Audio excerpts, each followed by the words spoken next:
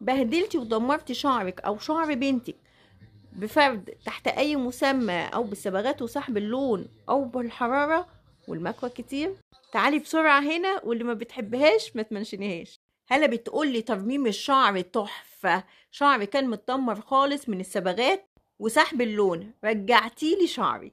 ده غير ان هي منبهرة زي غيرها كتير لما بتجربوا الزبدات الطبيعية من جرين شوب للبشرة، وهي هنا جربت زبدة الورد والكولاجين وزبدة الليمون. بس انا واقفة هنا عند الشعر، لان مشكلتكم ان انتوا لما بتبوظوا شعركم لما تيجوا تصلحوه بتبوظوه زيادة. بايه؟ تعالي وانا اقولك. لما بتروحوا تعملوا فرد الشعر بلاقيكم متفاجئين قوي ان الشعر اللي طالع اوحش ومجعد اكتر، ده غير ان في تساقط في الشعر والشعريه بقت اضعف. ما ده الطبيعي، بس اللي مش طبيعي ان انتي عشان متضايقه ان شعرك ابتدى يطلع اوحش من زمان تروحي رايحه عامله فرد تاني تحت مسمى مختلف، وكانك بتستعملي هرم، بس انتي اللي بتستعملي نفسك بنفسك. الحل ايه يا ندى؟ الحل طبيعي ومجرب والنتائج اهي.